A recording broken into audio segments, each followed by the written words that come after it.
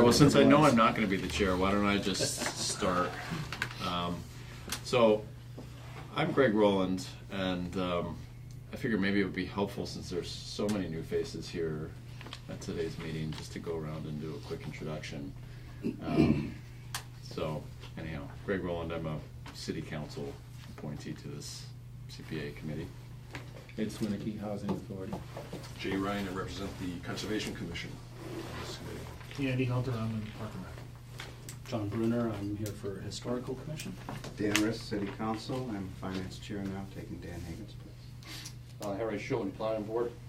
Ryan Berry, new City Council appointee. And Scott Kavanaugh, I'm the mayoral appointee. What was your name again? Ryan Berry. Ryan. Yeah. Okay. And I'm Jamie Webb. I'm the administrative help and assistant planner. Jamie facilitates 99% of what goes on around here.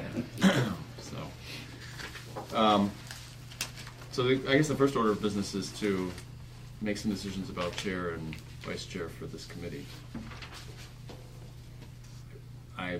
You're doing a hell of a job. Yeah, people wanted me to Dangerous. The reason I know I'm not doing it is because I just accepted a treasury role at a big not-for-profit that's gonna, and I have 3 small children, so I'm pretty much exempting myself from this. But for the sake of facilitating this conversation, I figured I'd just jump in.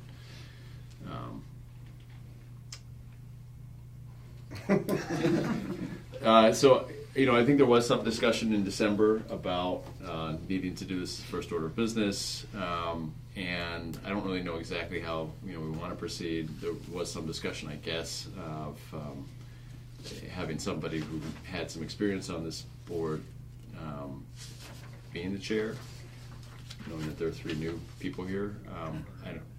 Not sure if we actually reached a final decision that had to happen, but. I think if anybody wants to do it. Yeah. I think that answer's kind of been evident. No one volunteered to the last meeting to do it, that's all. Somebody may need to step forward. Guys, I ran the city council for years. I'll do it, but I don't know your committee, so that's kind of a little iffy. It's a matter of protocol and Robert's rules. I'm happy to do that, but I don't know if I can. Well, we depend a lot on Jamie for what the CPA can and can't do. So I'm going to depend a lot on Jamie. Yeah. As a member, but I have to say that I think that on the whole we valued the 2 members that were outgoing members that have a ton of city council experience and relied who was the heavily. other member, Dan? Ed Sparko. Oh, Ed was, yeah. Yep. He and I joined the council together. Tommy Trouble. Yep. So I have no personal objection to to you being chair, and I imagine you probably have. Why did I actually make a motion? Yes, would somebody like to make a motion? There has to be some flexibility on timing, because my Thursday nights aren't always free. So if it has to be 6:30, I may not be the right choice, because, for instance, the next meeting is the 18th of February, and I don't think I'm available. So if we elect a vice chair, fine. I don't know. So I want to tell you that if we're not flexible in what time we meet, sometimes I'd like to meet 5:30, and I could get here. But Can we change meeting times? Yeah, that's complete. I was going to bring that up at the end of the meeting. the open meeting law just requires you to post it. You can change time. So as long as we change it by Wednesday or something like that. It would be nice to. 48 hours. It would be Vice nice chair to as sort of well, pick a day that's and an issue. time that you can have regular meetings, and then. I think it's good to have regular time, because you are such a public committee, and people will know, hey, the CPA's meeting tonight at 6:30. So Is there I'm not suggesting that you change it. I'm just saying I may have some issues. But with From time to with- time, we can adjust the timing of the meeting. I'm happy to act keep in it as Dan's it is. absence when he can't be here So as that's well. chair. Like Dan, Vice chair. I'm brand new to the committee, but I acted as legal counsel to a lot of municipal committees over the years, so I know how they run. Okay. Well, it sounds like vice chair volunteering now. Thanks, Ryan. Jamie, do you always do the agenda? Generally, what I've done in the past is I draft up the agenda and I send it to the chair about a week and a half, 2 weeks ahead of the I meeting. like that plan. And then if there's any changes or additions or whatever, then we communicate over it, and then it's finalized and sent to the committee and city clerk.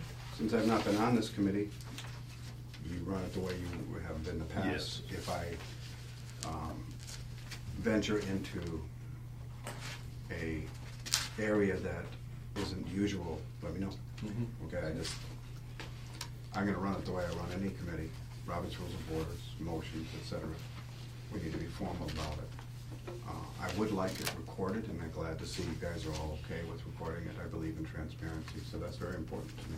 Everybody's okay with that? Okay, I'll do it. You need to make a motion and a nomination? I'll move to nominate Dan Rist as chair. Second. And Barry. second. Yeah, I guess we'll do two separate motions? Yes. Okay. I'll second the motion. Any further discussion on Dan Rist assuming chair of the CPA committee? Are you sure about this? It's always impeachment. Okay. All in favor, say aye. Aye. Nay.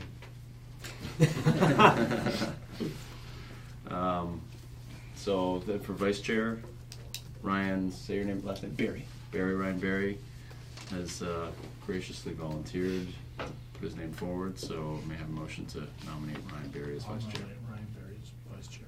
Second it. Who seconded? Yep. Ed. Any further discussion on Ryan? Okay. All in favor, say aye. Aye. Any nays? Okay, thank you, both of you. I still don't know all your names really well. Sure. I use your first name, so when they're calling you, you're... Just point. Please don't feel that I'm being rude. I just No don't problem. have a good memory. Next on the agenda is approval of minutes of 12/17. I wasn't here. Those of us that weren't on the committee obviously have to abstain, so a motion to approve those minutes if you've ever read them. Jamie, will these be put out before the meeting digitally? Yeah, I try to submit, like I did for this meeting, one email about ahead that has all of the information that the committee generally is gonna have on their agenda, so that. So you'll includes- have the minutes from the last meeting as well? Yeah, but so usually I wait till a week before the next meeting to put them out. No problem. So I'll make a motion that we approve the minutes from December 17th. For the second? Second? Motion is made and seconded. Any discussion? All in favor? Aye. Abstaining. Do you have the names? Do you know everybody, Jamie? I do. Well, that makes one of us. We need name tags for this meeting, don't we? Okay. Public comments, public speak. If you're here to speak to the football issue, that's gonna have its time, so anything else? Anybody else? Okay, good. Communication, city officials, account balances, open projects, correspondence. The only city official here that I'd like to hear from on those areas is Jamie. Okay, I'll start with account balances. Is that the thing you sent us in the mail, the one that has? That's the proposed budget request for this CPA that has its own agenda item. I apologize. If we want to go through that now, we can. No, that's a different agenda, so just let us know what. So we're just at the account, generally, at this point in the meeting, in the past, we've just gone through the account balances and if there's And any. you discussed them? Yeah, I just get Okay. the numbers from the financial, from the All right. treasurer. So of the three set-asides, there's approximately $60,000 reserved for open space, $60,000 reserved for historic preservation, and $161,000, almost $162,000 reserved for affordable housing. There's $615,000 in the undesignated account, which is the money that's rolled over from all the prior fiscal years that hasn't been spent yet. And there's $266,000 in the reserve fund, which is this year's current, not purposed money. It's $1 million. Yeah, just 1.1. Okay. Next meeting will be at the Waldorf.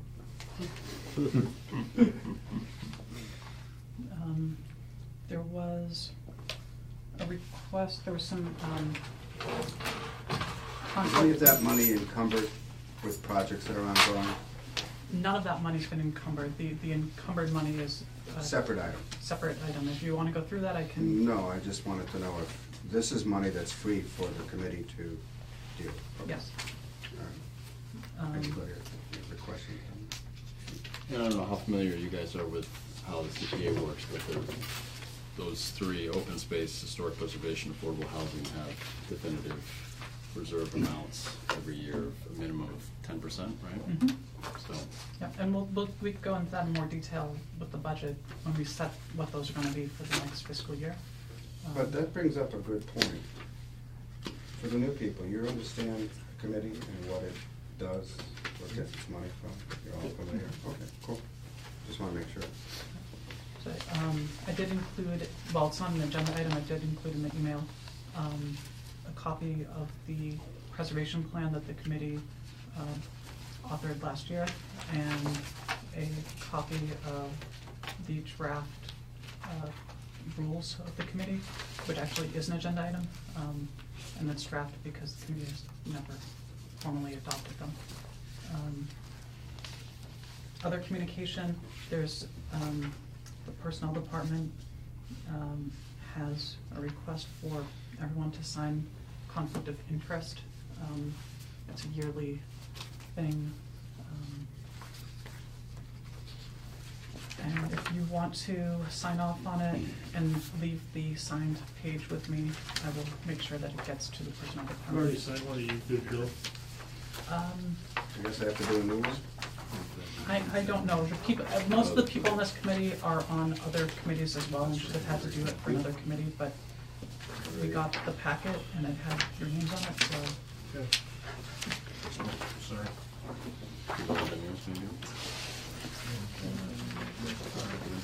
do we have another one for Scott. Scott? I didn't see it. Scott, because we're only. Just He was yesterday. appointed last night. Yeah. Oh, okay. You'll get your information Great. when you go to do your official swearing and everything. Got it. Um,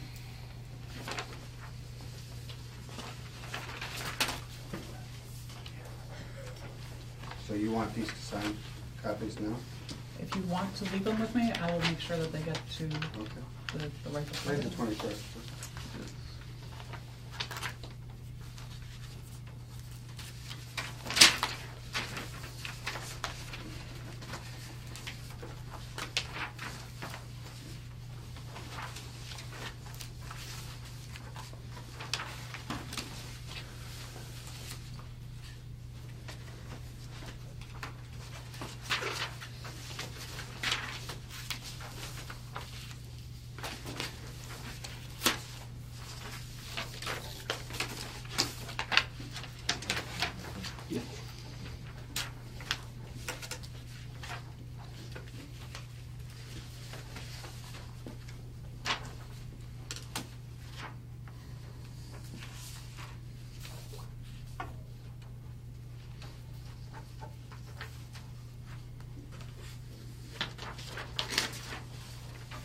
Jane, do you have anything else on open projects? Is there any open projects? There aren't a number of open projects. Let me pull it up.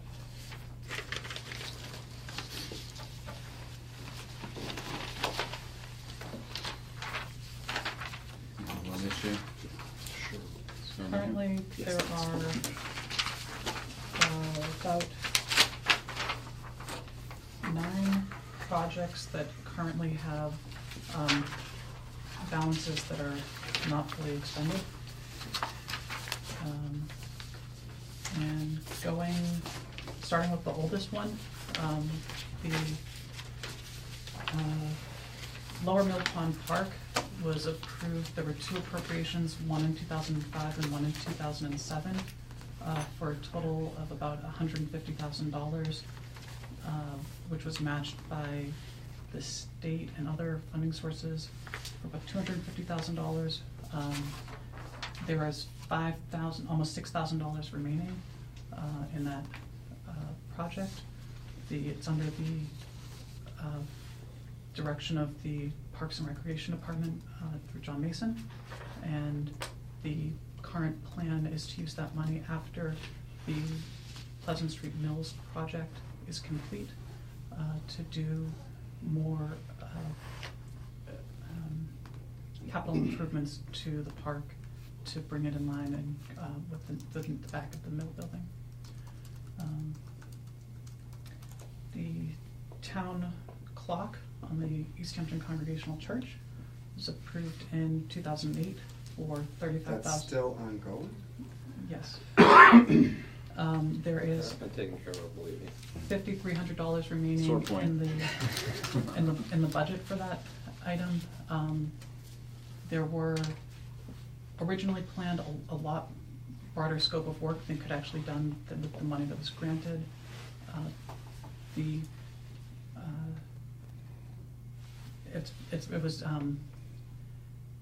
It's a weird project where there was no project manager, or maybe the project manager was the former planning director who left. There's a volunteer who's the keeper of the town clock who does the maintenance on a volunteer basis. And the clock is running now, as everyone knows, and it's lit, but if you actually go up into the steeple, there are lots of cracks and holes in the face, and there are more repairs or restoration work that could be done. So the intent is to use that money to try to figure out exactly what needs to be done, to get a quote, cost estimates, and then come back to the CPA for the money to actually make the necessary repairs and restore the clock. Are we assuming somebody at the Congregational Church is going to be sort of point person on that? going I've forward, do you been think? trying to work with the Congregational Church and Jeffrey Tannett, who's the keeper of the clock, and trying to push that project forward. But Okay. Okay, good. hasn't been very quick. I don't think there's any statute of limitations on when that money has to be returned to the CPA. Is there a law that says? There's no law, but last year, maybe 2 years ago, the committee started to do grant agreements, and when the funding goes to an agency outside of the city, that's when the grant agreement needs to be signed by the mayor and the organization that's doing the project. And typically that grant agreement stipulates that it's a 1 year to do the project, or It gives it a timeline. Yeah, and so that way, that since 2012, we haven't had the projects just keep going on and on and on. Okay, well, when they come back for more money, I think we'll have a grant agreement. Mhm. I would recommend that. Anyway. Oh, you can be pretty sure about that one. Sounds like that's Read that charge. Predates my being here. It's 2008. In 2014, the White Brook Middle School football field construction project, there is still about $18,000 remaining in that line item. What's it for? I assume it's a contingency, or was a Is that project complete? payments that were waiting the final approval and sign off by the school. I don't know I'm sure what's that someone will be looking for it. money is. I didn't have that. you know. Is there a process for closing out projects? I mean, So unfortunately, once the appropriation leaves the CPA, it's no longer, it's not the CPA's money anymore. Sure. So in this case, that money is in the school department's budget, and it's the school department's line item, so. You better hope the superintendent doesn't hear about it. I am hearing about it. So We're looking into that yeah. tomorrow. So generally, what we do is, once we get notice that the project is complete, we ask for that group to return the money back to the CPA. But we haven't received the final notice that the project has actually been completed. I guess my question is it typical to receive a notice that the project is complete? again, that's part of the new grant agreement that we request. Does that grant agreement include our city, like, this is a school, Right, Friends of Football is so helping, but that's a school it doesn't, department issue. so in the grant agreement, it says that they have to, they turn in quarterly reports and a closeout report at the end of the project. We've asked city agencies to do that in a sort of letter that comes from the planning department on behalf of the CPA committee. Prior chairs had looked at that letter, and the committee looked at it and sort of gave the planning department the go-ahead to use that. Okay. And we ask for that stuff, but there's no teeth to it. I'm gonna look into the law. Um, I can't believe the state wouldn't put something in the law that says you have to return your money if you don't use it after so long. I can't believe they didn't do something like that, but I'd like to find out. And what teeth we can put into it, because that's taxpayer money that we can use on this committee if it's not being used by whatever organization was supposed to use it, so I'd like to look into that. I totally agree. Okay.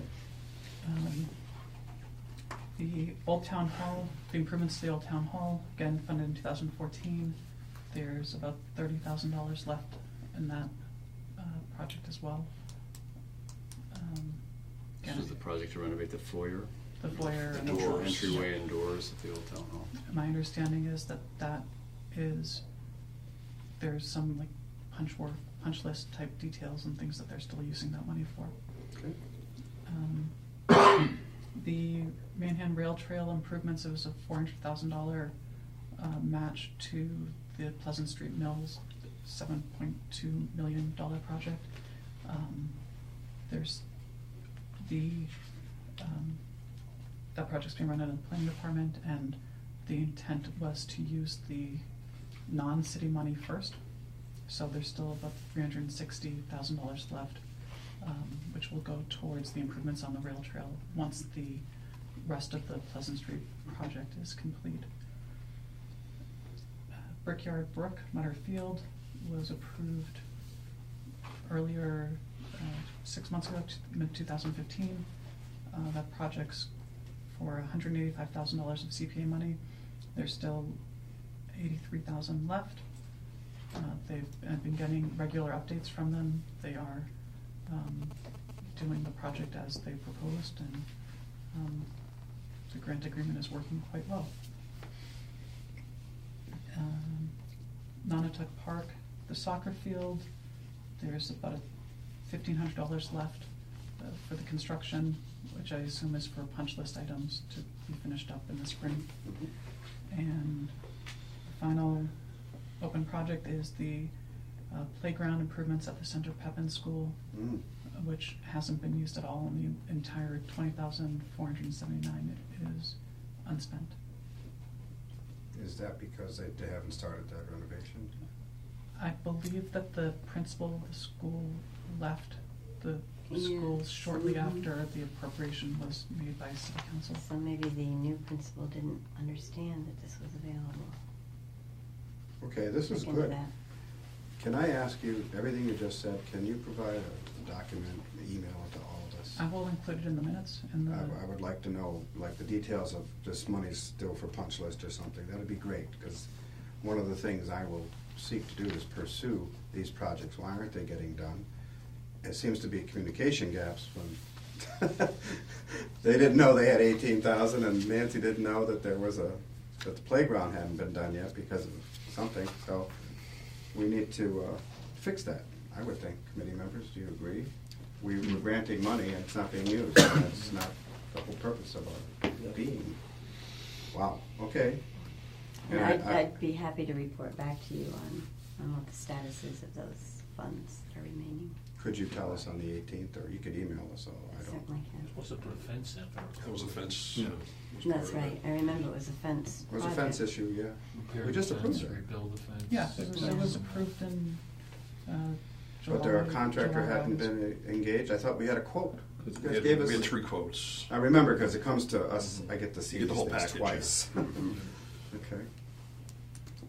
All right, let's find out about that, but I'd like to look into that Okay. 217 fiscal year budget. We got that budget request? And actually, I have a slightly revised version. Okay.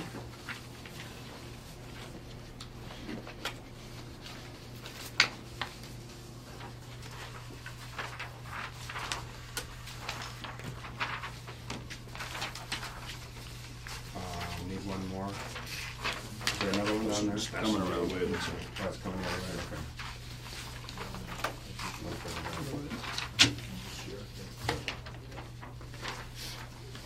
I got one.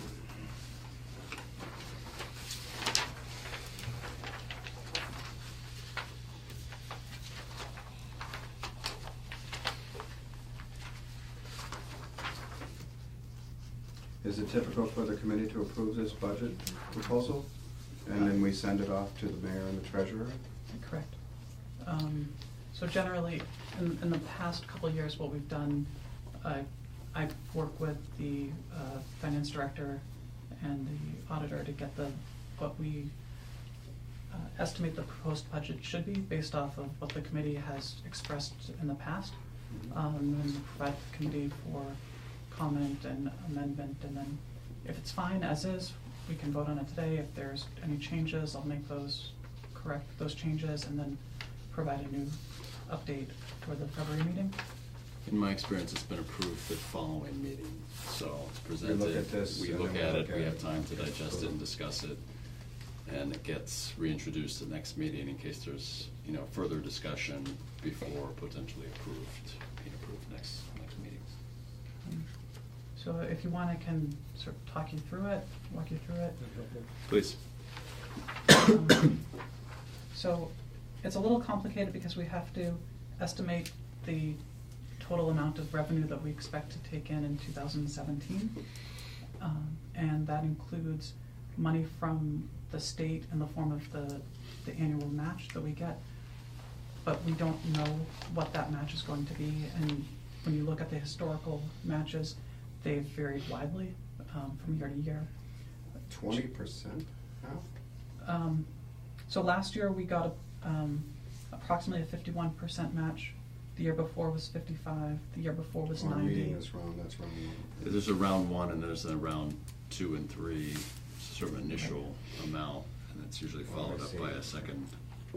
So without knowing what those matches are going to be, we try to be very conservative with the amount of money that the CPA committee expects to take in, so that the budget is actually going to be smaller than what we expect to take in, so that even in a bad year, the committee won't be spending more money than we actually take in revenue when the year closes. Just question on that. So that the way the law is written, it's not necessarily a one-to-one match on the tax surcharge. It's a pot that's divided up proportionally to. Right. Is that So, correct? Okay. so the way the match comes from is every time that there's a filing at the Registry of Deeds, it's a $75 filing fee. $25 goes to the CPA trust fund, and that money is then split amongst all of the communities that have elected to that have taken on the extra CPA tax. Depending on the rate that the community has adopted it at, either 1%, 2%, or 3%, you either get just the round 1, or you get the round 1 and 2, or you get all 3 rounds. Because Easthampton elected to tax at the highest rate, Easthampton gets all 3 rounds of funding. But the extra rounds only happen if they have extra money after the first round. The past couple of years, there have been additional money put into the trust. After the fiscal year closes, the state legislature has put some amount of the surplus into that trust fund. So last year was $10 million, the year before was $25 million, and again, all of that is split amongst all the different communities. So this budget makes the assumption that we will that the city will take in tax revenue $395,000, which is about the adjusted budget for this year, the tax receipts, and we're expecting a 20% match on that, which would bring the total to $474,000. So that's what the budget is based off of, the 474. However, realistically, we know that money's that we're actually going to get more money than that through the second and third round and other interest, and will probably, the local taxes raised will actually probably be more than the 395.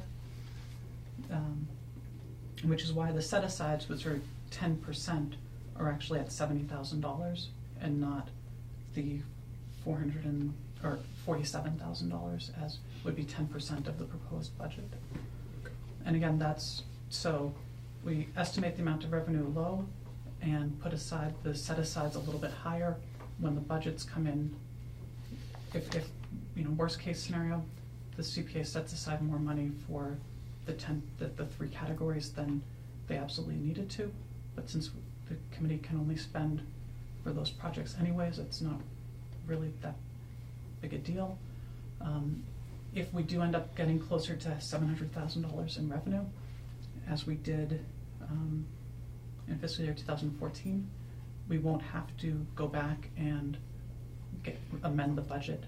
You can see that in 2014, the committee set aside $51,000 in each of the 3 set-asides. The total revenue was $714,000. So we were actually close to $20,000 short in each of the set-asides. But because of spending that the committee had done during that year that counted towards those set-asides, the committee didn't need to go back and readjust at the end of the year. So what that means is, just so I understand it, 2014, $51,000 was set aside for open space. You might have an open space project that cost $200,000. Mm-hmm. Since we spent that money that year, 51 came out of there, and the rest, we met our obligation. Exactly.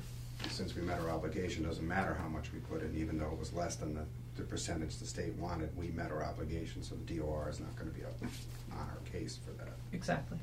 So the requirement in the state law is that the committee spend or set aside 10% for each of those 3 categories in each fiscal year. So because we set the budget at the beginning of the year and we have the budget for those items, the committee historically has set it aside at the beginning of the year and then spends out of those accounts, and then once they hit 0, spends out of the undesignated account. Mm-hmm. Can you remind me the time frame for when we actually get more solid on the numbers? Because what we're saying essentially is we're going to budget at 12.5% because we feel that the amount that we're budgeting in revenue is conservative. Mm-hmm. We're actually going to be receiving more. That's what I'm hearing, right? Right. So when will we know, within some degree of certainty, what the actual amount will be? When does that usually happen during the year? June 30th. Well, For instance, do we know for fiscal year 16, with some degree of certainty, we know now, we right? know with fiscal year 16 that the 394,717 is what the tax collectors have certified to DOR that they expect to take in and bill this year. Right. The reality is we're not going to get all of this year's taxes. Some people don't pay. Some people don't pay on time. We're also going to get prior years' late payments and penalties for people who are 2 or 3 years out of date, and that gets applied to this current fiscal year. But within some reasonability, we had an idea for the property tax for the CPA local tax portion when? So that the 2016 numbers were just certified by DOR in late November. And then what about the state match? That we got for 2000. We got the 2015 match in November 2016. We got it. So we actually get the match the year We got the after. fiscal year 15 in November of 15. No, fiscal year 16. So a year off with the match. So these fiscal year 16 adjusted numbers for the CPA state match, where do those come from? That was what we actually got from the state this year, the adjusted budget. It goes into this year's revenue. So the But it's fiscal year based- 16 numbers we have for the state match is what you're Mhm. saying. And when did we get those? We got the match in November, but it was based off of 2015 receipts. Okay, so typically in a cycle, then what we're saying is that by November, about, we have with some degree of certainty what the year's numbers are going to look like. What the current year's gonna look like. Correct. We're starting here in January. I just want to be kind of clear because I have to remind No, myself. because of the fiscal year starts in July.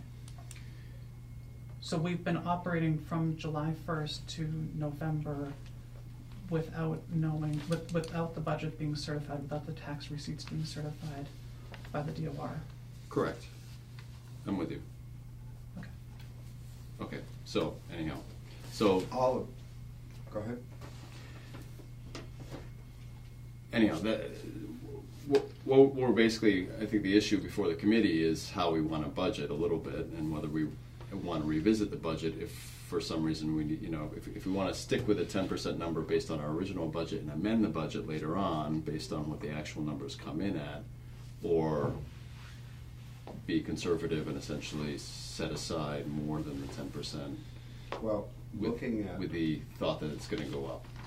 the fact that we have $1 million in the bank right now, that's beyond this. This is what we might get this year. Am I understanding that right? This is what we'll, 2017. Right, revenue, but we have quite a bit of money already in Right. the bank for Mhm. projects. Yes. Undesignated. Undesignated, well, we have 60K in open, 60, we have money in the designated spots too. So, my feeling is, this can be maintained so it matches the law. The law says we have to set it aside per year, 10%, we have to make sure we do that. But other than that, I'm not too worried if we have money from prior years in the bank. If we have a project before us and we need to spend money, Mhm. we know what kind of money we have. I mean, we're not operating just out of this year's budget, is what I'm saying. We're operating with knowledge that we have Right. savings account, basically. We have a lot of money in the other accounts, Right. account already, so, cool. That's true. I mean, I'm trying to understand. Yeah, yeah. So this is revenue and the way the budget should be distributed for this year's revenue. Yeah. Okay. For Makes sense to me. for the next fiscal year. Mhm. So, and I guess the reason why I recommend that we don't go with just the lesser amount in each of the set-asides is because amending the budget later requires a approval. You have to have the motion from the committee, City and then have the council, city council supplemental hearing and appropriation. supplemental appropriations, and that takes 2 months or something like that to do. So it's more it's easier to do it all now. It involves more than just the CPA committee, is what you're saying. Yeah. Well, this budget is going to be approved late in this year, in June, when we normally approve, the city council approves the total budget. This is Yes. part of that budget. Right. Okay.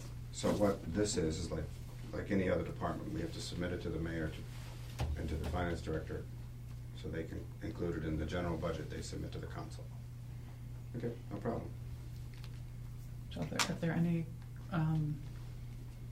comments or things that you want to see changed, I can come up with different versions of it or make different, Why don't we whatever. absorb this and come back at the next meeting? Yeah, Do you have can I just ask you a question, Jamie? Since the Mhm. first version had, what did it have, 80,000 or something like that? Yeah. You revised it, tell us the basis of the revision and what your thoughts were on that. The first run was prior to a discussion I had with the city auditor, and I didn't have the estimated revenues for this year's. I had originally that we're gonna take in closer to $405,000 for tax revenue in FY17. You mean 2016? Sorry. Where's the-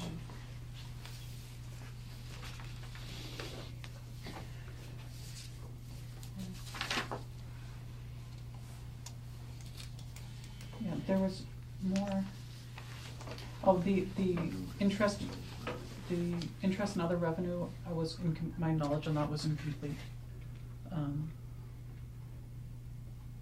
And Okay.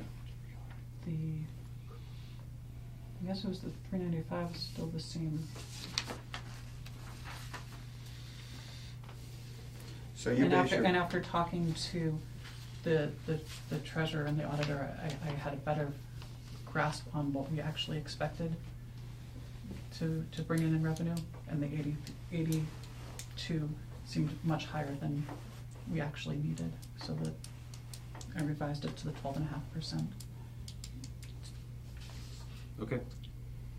well, that's still above the 10% that we're supposed to do, so. It's above the 10% of the conservative budget, or the conservative receipts, but it will be likely a few $1,000s more than what we actually take in, but we won't know that until this time next year. All right, so I have a question. If our revenue, we have a conservative revenue picture now. If our revenue is a lot higher, let's say you estimated 500 total revenue, if I'm reading this right, 561,000 for next year. Mm-hmm. What if it comes in 600,000? Do we have to, and that means that we're We would below 10%. No, we would still be okay.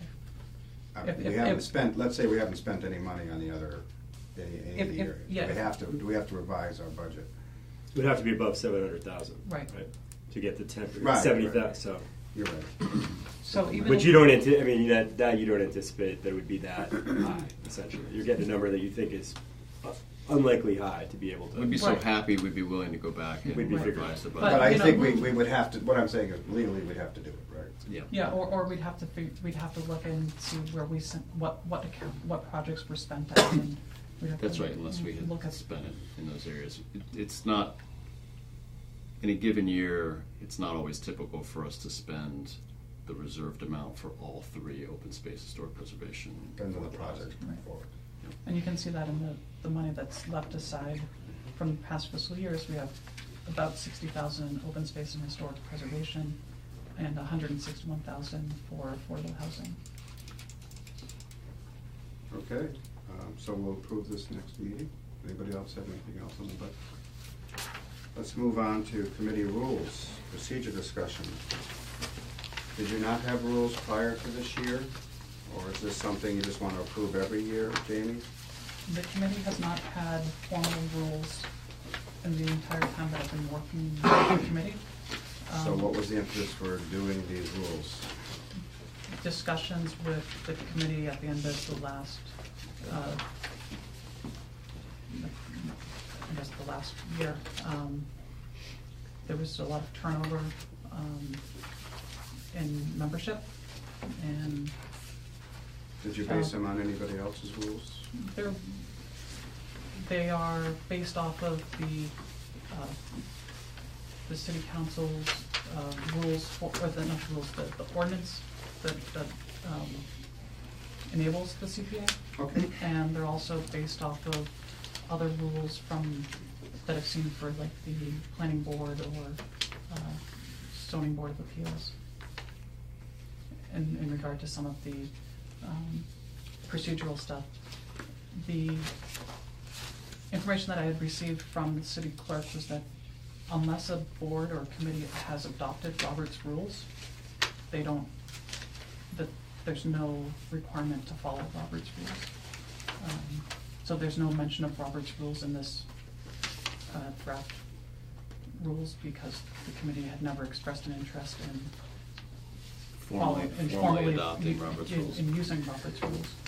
Most of the boards and committees that I've seen function in the city don't follow Robert's rules. They follow some. All the loose- council committees do. Yeah, city council has adopted Robert's rules for all of its committees and hearings and everything. So if the committee wanted to adopt Robert's rules, then that would be fine, and we can.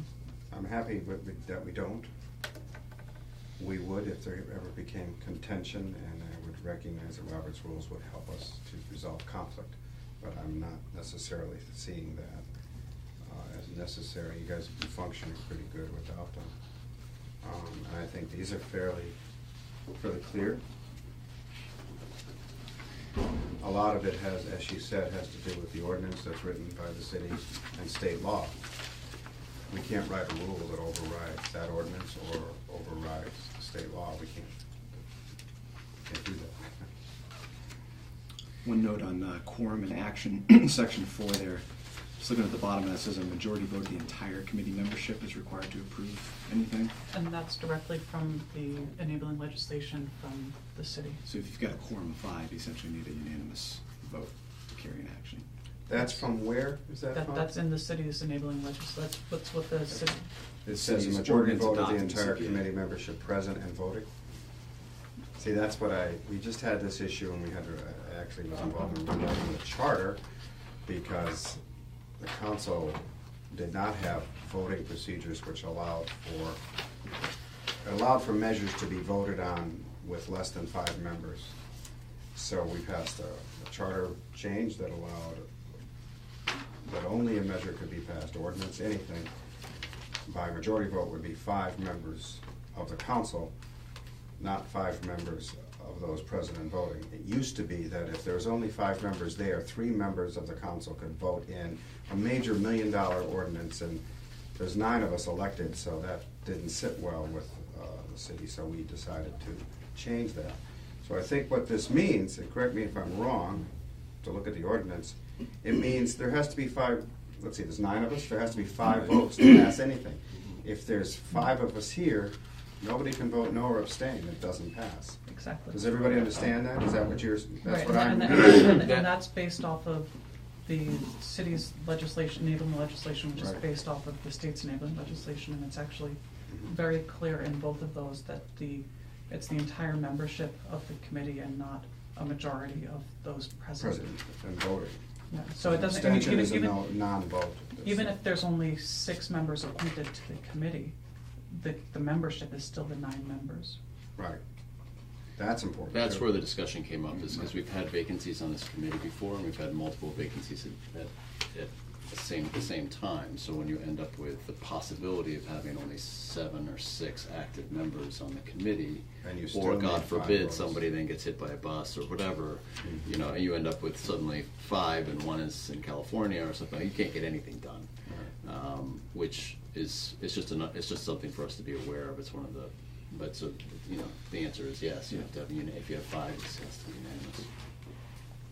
But that was something that I was unaware of until this discussion happened, whenever that was, John, like, December, or But it's it was last fall or I something. hope you agree it's appropriate. There's 9 of us, or there's 9 members on the committee. We're passing legislation here or appropriation that might deal with hundreds of thousands of dollars. I think 5 of us have to say yes. I think that's appropriate. The That's spirit, what the tax- spirit of it is definitely there, and I support it. I think it's just It's one of good. those things, and Jamie's aware of that we've had, at times vacancies and so forth. So And part of, we're delightfully at a full attendance this evening. It's not always going to be that way. If I might suggest, just in the interest of time, I'd like to look more at the committee rules and procedures and have kind of more discussion on it. Maybe we can continue, I don't know, how would people feel if we Yeah. continue the conversation, Table it to the next meeting. table the next meeting? Does that sound? Might I propose that, especially the new members, take a look at section 11, which is what we've been discussing, especially in the latest meetings.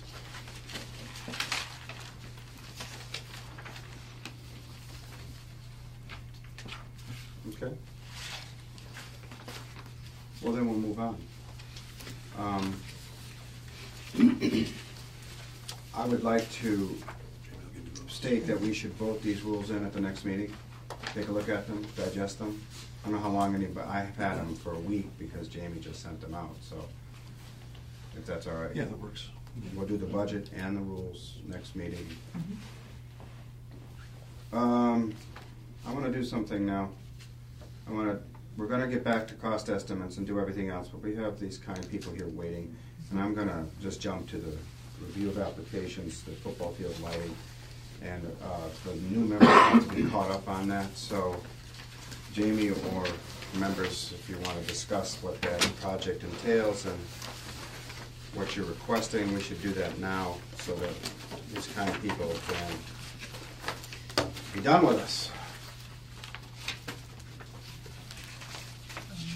Anybody want to review the project? I guess this was brought up at the last meeting. When was this Yeah. submitted, the last meeting? Yeah, Yeah. before the last meeting. If I understand it correctly, you want to start in the spring.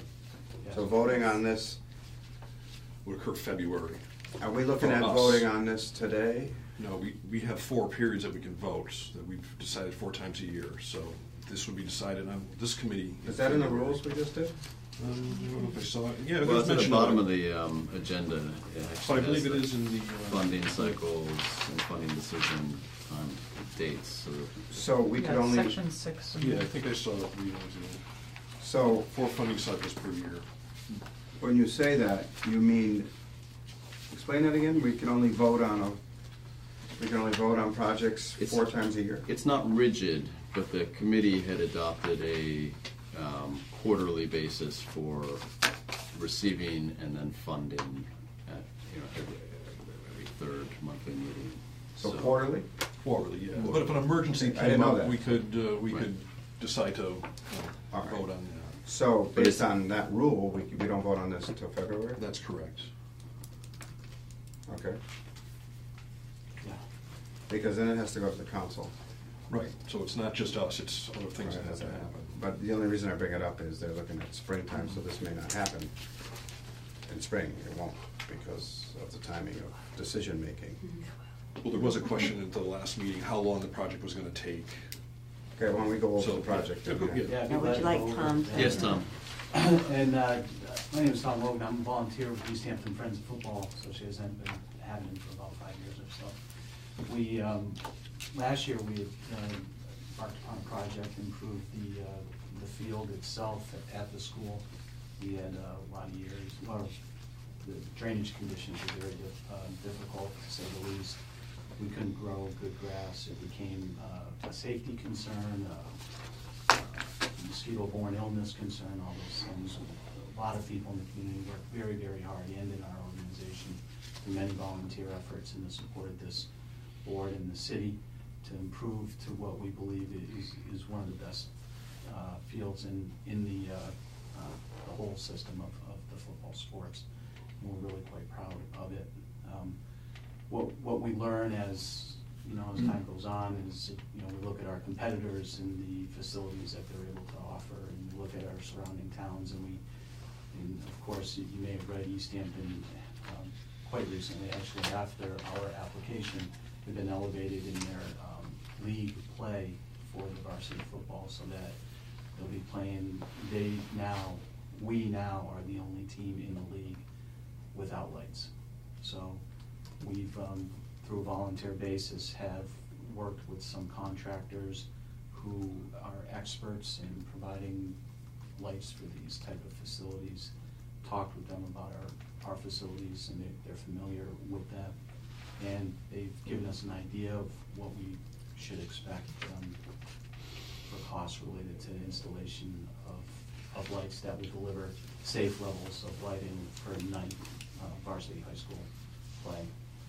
So we submitted our application, and we spent a lot of time evaluating the criteria required by this committee and how it fits into the master plan of the goals established by the CPA. We believe that we've addressed them. We discussed this at our last hearing, which was the first hearing after our application submittal. The results of those discussions prompted some good commentary and dialogue and back and forth, and Jamie had forwarded along the crux of the questions, the main questions that we went and did some homework on, and those questions included, the first one was a detailed timeline, and I provided a bit of a response and a printout that I think Jamie may have handed you. There was also a question. Do we have a printout? Yeah, there was something on the table there, some email that was printed out. That's it. Fantastic, yeah, I think Did we get? You got it. It got passed around, but I'm not sure how many we had. Did we have enough? We got that tonight? Yeah, it was It on was the sitting table. right here, yeah. I don't. I don't have that. I have Is an that- extra copy, if you need, Sure. so everybody can look at it. That's it. Yeah, this is it. But it's only one page, right? Yeah, it's one page back Front and and back. front. The questions that we were asked to do a little research on included the timeline, project budget, the cost to run the lights, how long the lights come to full power, evaluating those pole locations versus, a possibility of perhaps in the future if one were to expand the track to a standard width. And I've provided some answers. I thought we could go through those if you'd like. I'd be happy to. And the first one is related to the discussion we're just having regarding the timeline, and we're aware and now educated through the last project that there is real-time consideration. And, after, even if this board votes to approve, that I agree, we likely will not be digging in the spring, or if we do, it would be very, very late spring. And I think,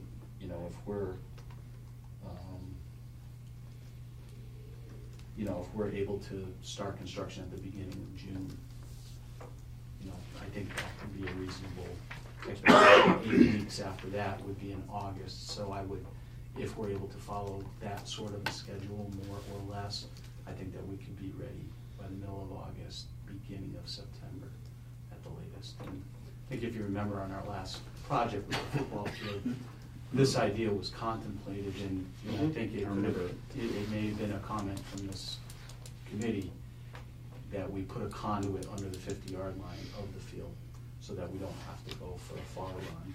Right, I remember that. So, Right. so we did that, and that's good, and the contractors reevaluated it and have confirmed that the conduit that there is adequate and sufficient to run the power that they need to cross the field. So that's what we're thinking timeline, and we know we don't live in a perfect world with these things, so we have to be diligent going forward. You always think you have more time than you do, but we think this is realistic. I think if this is voted on in February and it goes to the council in March, you'll get it in April.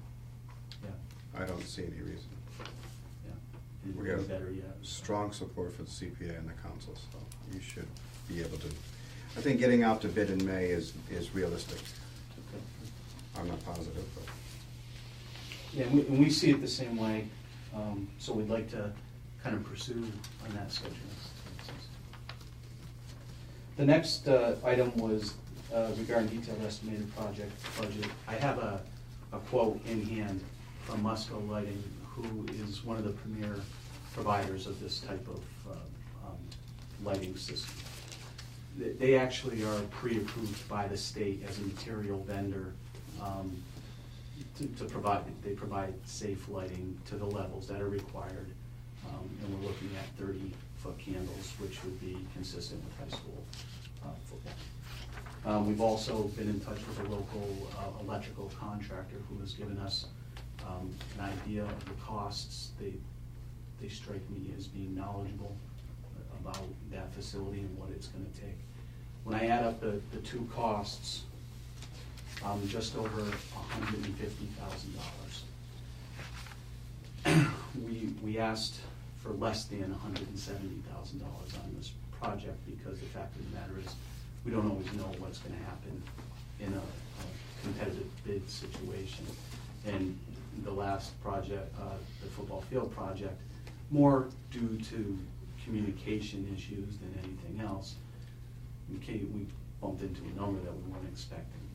So these are real numbers, and I haven't built any contingency into it. I wanted to be perfectly transparent about what I have, what we've asked for, and that there's some there, partially because I was still a little concerned about not, covering one thing or the other, or how these discussions evolve.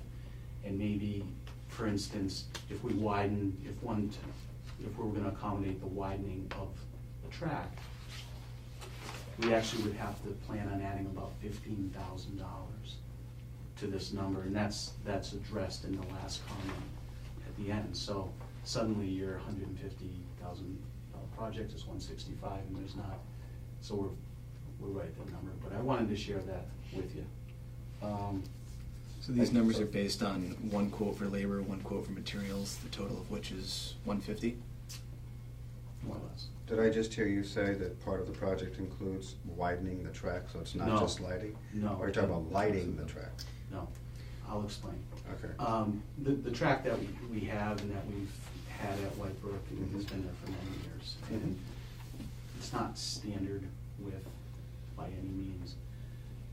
But, you know, in trying to plan this, one of the comments from one of the committee members was, if in the future the city chooses to widen that track to a standard width, would we have to move the poles? Oh, there you go. So, we went back to Musco and we said, you know, what would be a standard track for a high school? And they said, well, you know, because I think what people talk about a lot is a 6-lane track or an 8-lane track. And we said, well, let's look at the biggest one. And they said, well, you shouldn't look at the biggest one. UMass just put a track in, and that's 6 lanes. An 8-lane track would be, you know, a monster.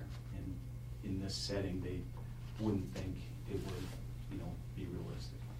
But we did look at a 6-lane track, and if we were to accommodate a 6-lane track, we'd have to pull the poles back, I think 4 feet each, 4 or 5 feet each.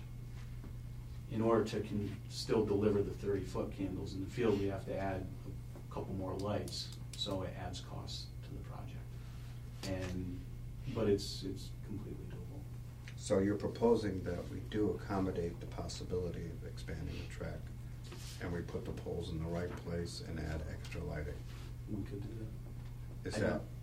You know, that's, it really wasn't on our radar when we applied for the project, but it's a good comment that came up, and we are prepared to. Is that a comment from this committee? Yes. It came from this Yeah. committee. It was just sort of looking down the road, because Makes there've sense. been incremental improvements to this field, and obviously you're looking to make it more and more usable. Well, it So makes sense. the question was, does putting these lights in prevent us from doing anything that we might want to do later on the line? And that was one of the thoughts, is that there is that track there if you actually at some point wanted to make it a usable track rather than a dirt track or something like that. That could be used for competition or hosting events at on the high school level or middle school level. Would we be able to do that? And it sounds like we could do a 4-lane maybe with the current, but if we wanted to have a 6-lane track, which might be more typical for a high school, I don't really, you know, then we'd have to accommodate with different lighting setup. Yeah, So, and it's. do we? I don't even know. Do we have? Is there a track program at the high We school? don't or have a anything like track team at the present time. We often have people who would like to see us start a track program. I mean, personally, as the athletic director, I would think that we would want to work that into this project, because I think I think just being prepared for that possibility would be wise, instead of saying, well, now we can't build a track because we're not going to move the lights, and we're not going to, I don't think, find another place to put a track in. And I think as a school department, it is something we'd like to pursue, is to have a track program. We give more opportunities for our students. And also could be something that would be accessible and available to the community, a track.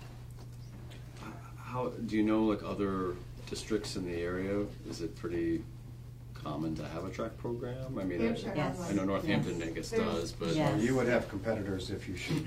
Absolutely. Oh, yes. And you Track and probably have field. students that who compete in track who go to Hampshire because they can't do it in Easthampton, so they school out to Hampshire. Or So, Northampton. just to review, 150 for the current project, another 15 grand, did I hear you say, if we're gonna move the lights back and add more lighting for possible track? Is that what you're saying? I think it'll be under $15,000. So we're up at 165 possibly, so that leaves you 5,000 contingency based on your appropriation requests. Yeah. Is that scary? We did Well, the field with it's, nothing community, so. it's. Okay. Well, it's more scary than not approving an additional $15,000 to cover this. Well, I think that's wise, I agree with the committee, that's wise. What, is there any match, I was gonna ask this, I think you, Friends of Football matched the field renovation before. Is there any match, is there any, I know this is gonna come up at the Finance Committee. Right. Is there any money coming from Friends of Football to be included in your overall budget? You know, there are no funds, per se. At the last meeting, I explained that we budget between $5,000 and $8,000 a year to maintain the football field that's there. We put in the $20,000 towards the field. We put in $18,000 in a new scoreboard. We pay for the striping. We pay for the new helmets that they need, if they, the uniforms this year. So while there's no actual cash amount, there is a fair amount in kind, and I can certainly Okay, no, that, have that figure, but it's upwards of 10 to 15.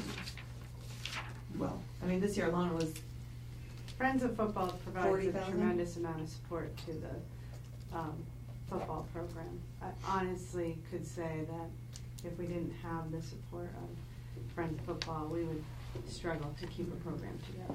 I think, It's been a personally, I long think time. in-kind contribution is valuable. It's not monetary, but it's valuable. How does the committee feel? I'm curious about this, because Dan Hagan used to bring it up, that there's a match or there's not a match from some kind of application. How does the committee feel when you don't have money being contributed by the applicants? We prefer to have a match. I think we've had these discussions. We prefer them to find some state funding or some grant or something that, you know, Them helps being our money some go other further. application, Right. yes. But in this case, personally, I don't have a problem with no match. What I like to see is this money leveraging a grant. So if there's $1 million grant, Correct. like Right. we get this money, the money we give helps them get that. And I think that's what we were talking about, is always trying to get, is there some state money out there that we can leverage so our money goes further? Okay, but in this case, does anybody have any issue about that? Because I feel it's not an issue for me. No.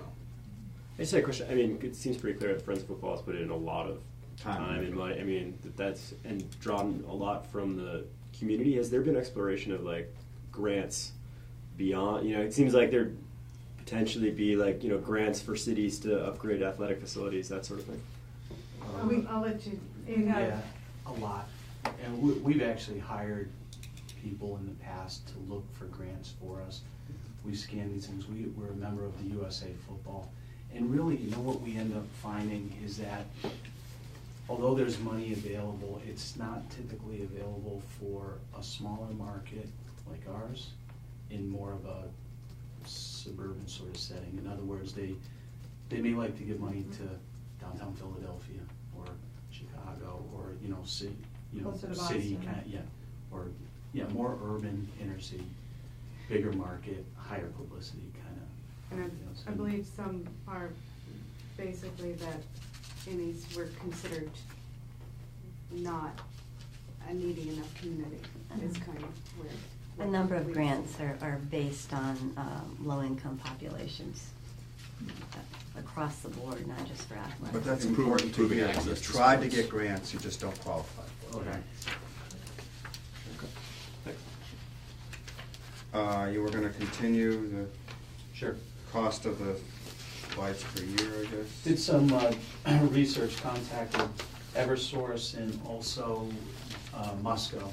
Figured they would know what it costs to run lights like this. And Eversource did a little bit of research based, you know, of course, it's based upon whatever contract it might have with the city, peak hours, how much do they already buy.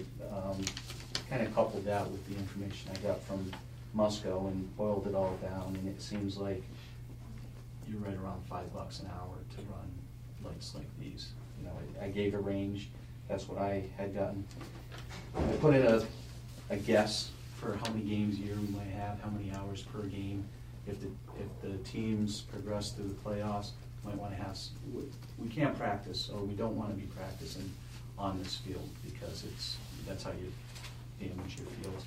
But sometimes at the end of the season, when, you know, you turn the clocks back and, you know, if you're advancing in the playoffs, you need to have practice. So I added some time in there, and we're in the matter of I think, less than a couple $100 a year. And even if I'm off 100%, it's still a few $100 a year. Is that absorbed by the athletic department's budget?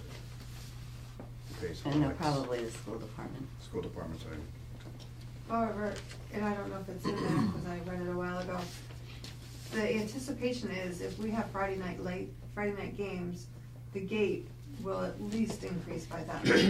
I mean, games now are not. that goes back into the school That goes department's back to the budget, athletic your department, budget, yeah. so you're gonna help pay for the lights. Right, so. $200 isn't much money. No, I would actually hope that you would have more usage than 3 nights in a single season, just for the record. I mean, if we're looking at putting lights in, maybe we'll have a lifespan of 20 functional years. That's 60 nights that you're going to use. And so for $170,000 project for 60 nights, that's like $3,000 a night. Well, Just for usage, for perspective. Sure. So I just want to say from my perspective, I do hope that this encourages further use of the field beyond 3 home games in a year. yeah. Well, we this added is a big JV project. It's a games. lot of money from the Yeah. taxpayers here. So Right. Right, and actually, sorry, I do want to just speak to that. We likely will have 4 regular season games, and then we'll likely have 2 to 3 postseason games, including, and then in addition to that, JV games. our JV program, they would normally not use lights, but once there's the time change, we would have to turn them on halfway through the game to get the whole game in. Do you ever let soccer use it? I've been to soccer games. Yeah. Before we had football, we only had soccer. I think that once the project is complete, we would want to, assess what other uses we could utilize the lights. I'm sure that we would want to, as the school department, be open Listen to to the that. community having access to the lights and the field, as long as it's being used in an appropriate. We also have to, overuse is how you fill a field as well. So if you are playing game after game after game after game after game, then all the money that was spent on building that field is for naught, because you've just destroyed your field. So, and that's something we're all really. Right, and the additionally, practices I are going to think- be in this field. No, they don't No. practice on it. No. Only So- at night if they, in the late fall, when the lights change, if they have to, they may move over there, but we don't practice on the field. So what would designate overuse of a field? Is there a rough idea? I mean, is it hours? Do you measure it in hours? Do you measure it in? Well, I If can you're not tell- practicing on the field, I can't imagine there would be Okay, we- a ton of Well, you have Right. 10 football games a year. How many football games do you play regular season? Well, and then We the use it suburban as well.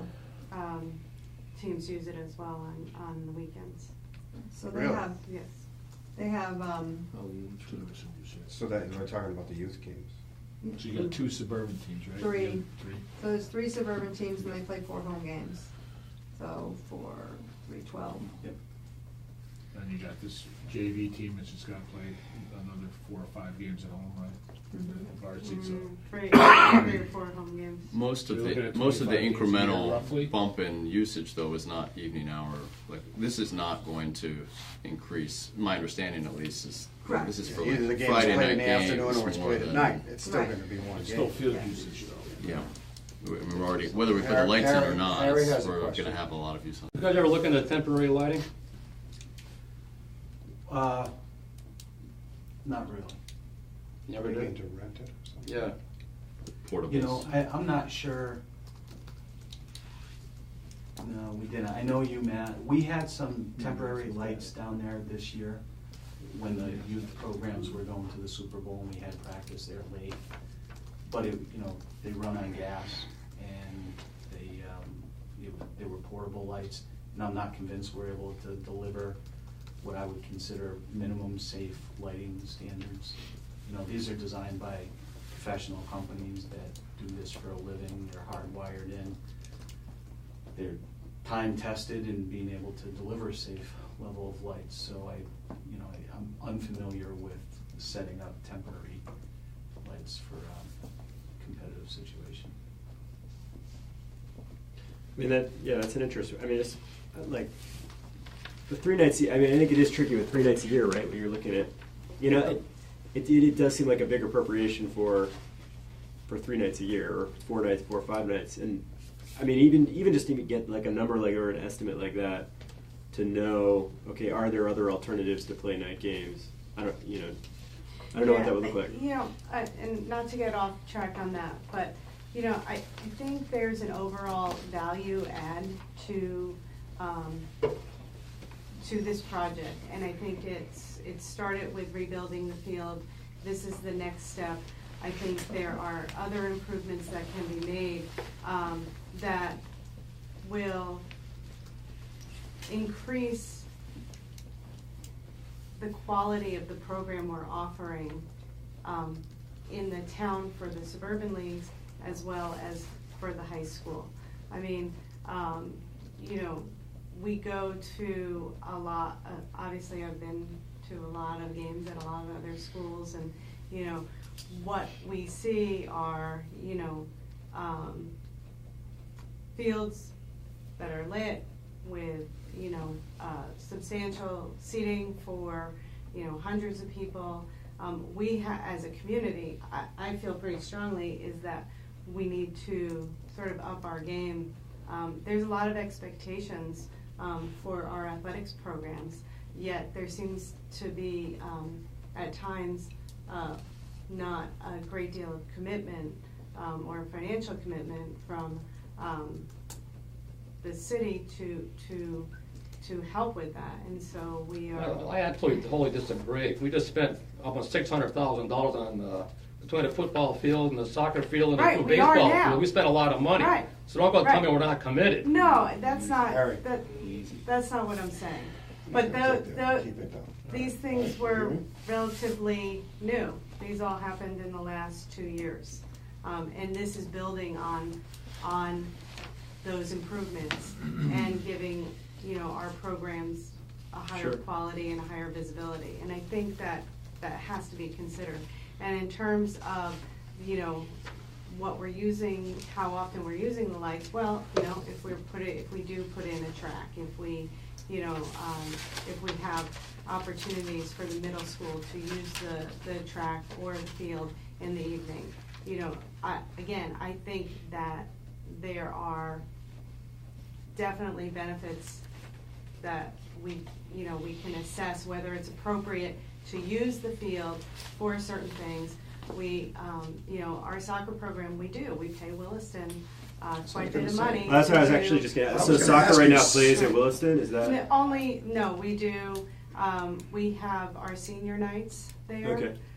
We don't do any other night games there. If the soccer boosters want to do a night game outside of those senior nights, then they'll subsidize that. So again, I think there's things we can look at, and we have to assess whether it makes sense to use the field for those things. Well, I would hope that you would consider soccer as well, because that makes, I think, what I'm hearing from the committee is, you know, let's use this if we're going to use it. Mm-hmm. Yes. And I've been to, as I said, we didn't have football when my kids were young. I've been to a lot of games at night, and they're attractive. So why not? A couple games for soccer, 3 or 4 games for football, that makes it more reasonable. I know you're worried about field usage, but that also provides a wider range of kids using it, not just football. And you know, a track might happen and other things. So just a thought. If I could just say, you know, we will consider all options, but I think what we're hearing tonight is that we need to let our experts think about, you know, how best to use the field so we maintain this wonderful field that we have. The other thing I want to say is that I believe that having the lights on the football field is also going to bring more community to these games and really be an asset to our entire community. And it is important for us to remain as a school district and as a community, competitive with our neighboring communities. If we are the only community without lights on a football field, we're going to be at a disadvantage. We are at a disadvantage. And we want, to be proud of our school district. We want to be proud of our community. We are. And we want to keep it that way. So this just seems to me to be a very positive move for the community and for our school department, certainly for our athletic program. Well, I just want to say that my comment really was meant as encouragement for using the lights to, not to disparage the project or say that it's not a worthy project. I'm sort of fully behind this. I think it's going to be great for the community. I think there are going to be a lot of intangible benefits for having these games under the lights, and potentially starting something that's a real tradition here in the city of, having a game under the lights that people can go and enjoy. I think so. There's more adults available at night because they're at work. And Saturday afternoons is tough to get people to, so I think it's just going to continue to build this wonderful community spirit we have in Easthampton. Yeah, I think my comment just came from the logic behind the energy use for 3 nights. It just seemed a little bit. Even if the energy use goes up to $400. Yeah, I mean, it's not a lot of money. I think you're going to cover it with the gate and so forth, but just it seemed like hopefully you would be using it more than 3 nights in any given year is what we're talking about. So, and I anticipate that will be the case. Let's continue. You have the next statement is estimate how long the lights take to come to full power. Why was that an issue? You guys have an issue with it? Somebody asked. We found out. So when we lose power, we get them back in 10 minutes like it happened in, what was it, the Super Bowl? I think that part of the conversation was, do they have to run for an hour or so before they're up and going, and is it a waste of energy? And we don't think that it's an issue. And the next comment, light pole designed to accommodate future bleachers and stuff? Yeah, we And the track, we talked about the track already. Yeah, those were two separate issues. Okay. We talked about the track and then bleachers. We had a conversation about, is the next logical step bleachers. It's probably the weakest response I was able to research, because what I determined about researching bleachers for a field like this, we're unique the way we're set up, the way our snack shack is in the middle of the field.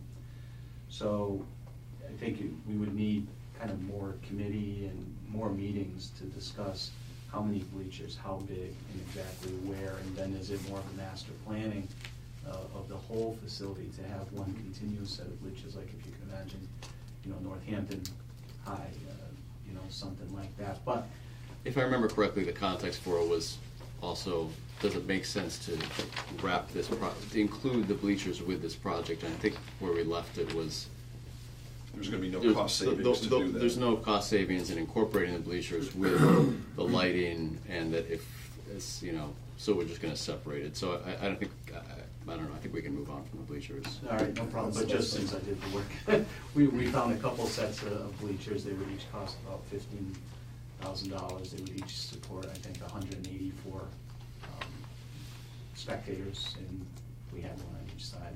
I think you'd want to put probably concrete or something underneath, not only for grass, but for picking up trash after the games and stuff. So that's where I arrived at the $60,000 number. We can go much higher than that.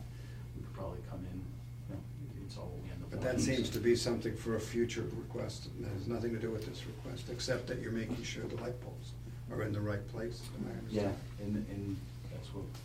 Okay, so you're okay with where the light poles are. I mean, that's. And it's not like you're gonna save money with, like, just say the fact you're gonna pour a pad of concrete, but you've already got the concrete guy there for the lights.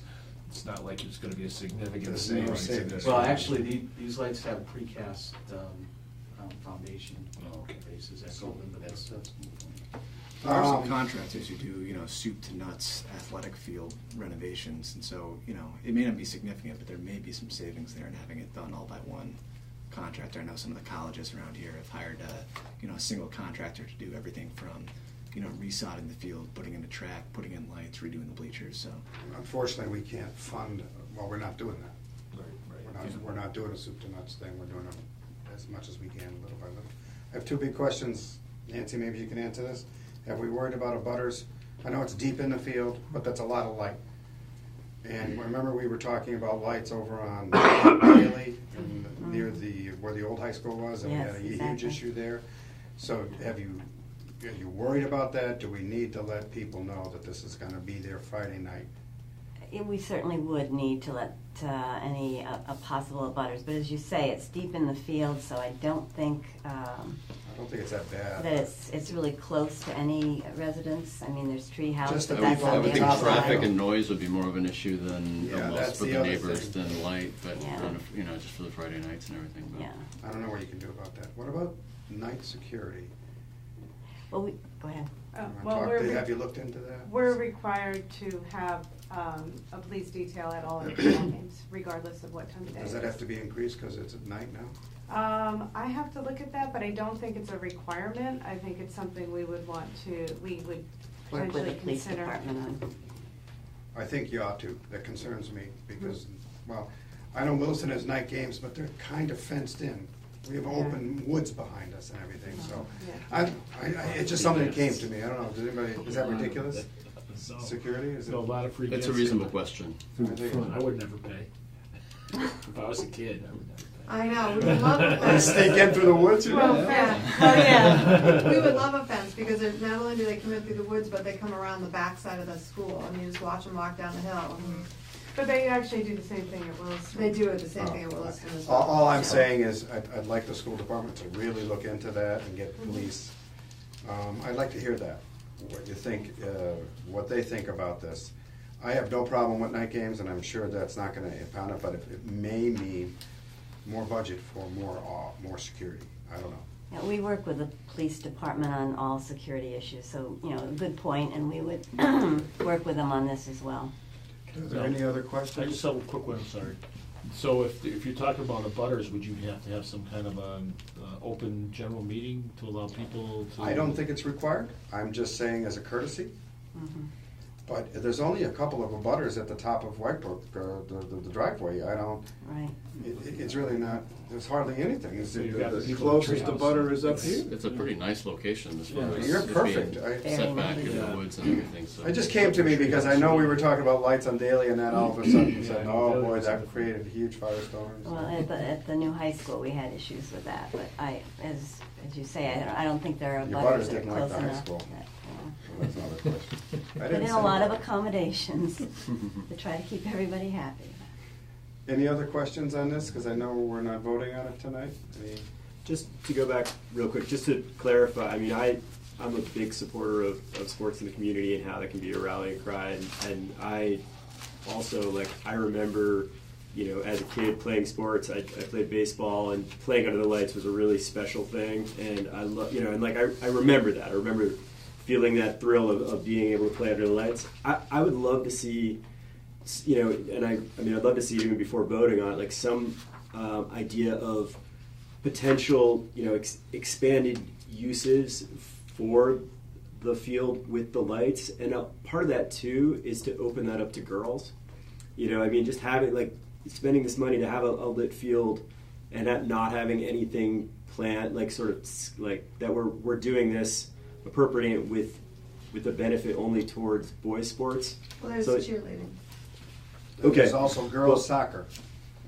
I'd like to, so it would be helpful for me in being able to vote on that, to have a thought out plan of okay, we're gonna have this many football games lit, but we're also gonna, have whatever it is, this and this in the spring, and this in the fall, and then potentially spring sports that would be underneath there to feel like this is having a broader benefit. Is that something? I don't know if that's something that's possible to, in the next. You'd like some report out on that? before Yeah, the next and meeting? it's just to have them the right to have that thought out. Yeah, right now our only spring sports at the high school are softball and baseball, and those would not That's it, obviously okay. be played on there. We are considering starting a lacrosse club for girls. And there's a whole so some of these things they can't happen right away. To start a new sport is a good 2 to 3 year Sure. timeline. But we do So- have plans, and I think that that's important, and, Yeah, and I we mean, can do much more, you know, with a lighted field. Sure. You know, we've been talking with Patty about, I've been talking with her, I think we do need more sports, so we need more sports for girls, and I think there are more sports that we can put in, and she's been talking with the middle school principal about some clubs, you know, club teams to start with. So, you know, we've got all kinds of ideas, and I think that this new facility would really help to support. And I agree with you. We need more sports for girls and more sports in general. I think track would be wonderful. Yeah, so I think there are lots of options. Unfortunately, I think Nancy will agree, school choice does look at athletics. Parents look at athletics. If That's their true. kids are involved in athletics. And It's the unfortunate. reality too is it's not just you know, you've got younger siblings, you've got families that are going potentially to football games, and they're aware of the experience of going to a Friday night football game under the lights, and even looking forward to their kid going to high school and being able to play here under the lights. And that may be just a deterrent for a couple families in choicing out to another school district. I think So- football probably has brought kids into the school. In fact, It if you does, and haven't- I think it helps to keep our students in our schools. And I There's a think you're spirit element. There's, absolutely right. but and it's, Exactly. and it's not just in the high school and for the families that are currently in the high school. That's I mean, I right. know, you know, whatever, my kids aren't at that level, but we would certainly be interested in going out on a Friday and enjoying Great that experience, family right? So, activity. so you know, I think there are other younger families and so forth that if the magic is there, that it helps them feel good about their community and consider keeping their kids in. And this program is considerably younger than most, like Northampton's got generations of kids that have played. You know, Dad played and Grandpa played. That's 15 years old, this program, approximately. So this is a perfect time to start. We're now having kids that have played who graduated a few years ago, and, you know, they're starting to get married and such. So this is the perfect time to just sort of kind of keep going with that. There aren't any legacies yet, but, you know, we soon will hopefully have legacy players. Any other questions? Just getting late, I want to make sure we've gotten this one done. This is the only project before us, right, Jamie? Okay. One last thing, just, and part of this is just coming out of the current climate and, you know, what we're reading about football. Has there been any effect? And I mean, and I say this as someone who enjoys watching football, you know, like, but you know, everything you read about concussions, like, has that affected the program at all with participation or with parents' concern or anything? I'll let our athletic director address that. Well, and on the youth level, I could say it has not. If anything, it's helped us be better prepared. All of our coaches, we're a heads up certified program. So all of our youth coaches must be certified in heads up, which is through the USA football program. So they teach kids from 3rd grade up how to tackle correctly. So they're not ramming and they're not, you know, getting that. So if anything, I think it has brought awareness, and it's kept us on our toes. You know, we definitely are much more aware of it. People they ask, they know, they see what we do, and know it. We really have not seen any kind of dip in our numbers because of it. And at the high school, we have seen, for Easthampton, because our program is a co-op program. Right. So we've actually seen an uptick in the number of Easthampton students participating in football.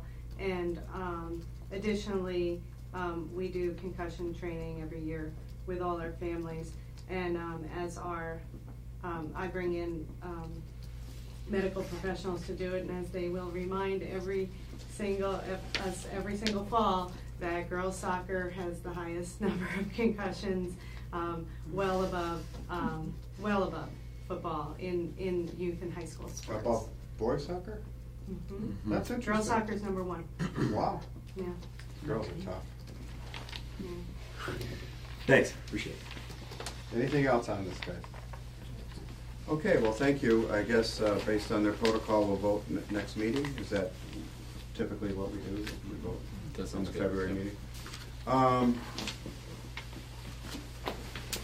So we Thank skipped you for your over, time. Thank you. Thank you. Jamie, Thank you. Good night. we skipped over cost estimates and changes to approved projects discussion. I think you kind of went over that on the agenda, so it's, if you would hand out that ongoing project and everything that you talked about, I'd like to see that get to the committee, so we know where the money is and who's using it and what's going on. Yep, so like I said, I will include those open projects in the minutes for the next meeting. The cost estimates and changes to approve projects discussion was something that was initiated out of sort of disappointment with how a couple projects were handled after they left the committee, and through that process, the committee asked me to try to trace through what the process was for funds and appropriations and who's responsible at what points in times, and so that's the flow chart that was in the packet.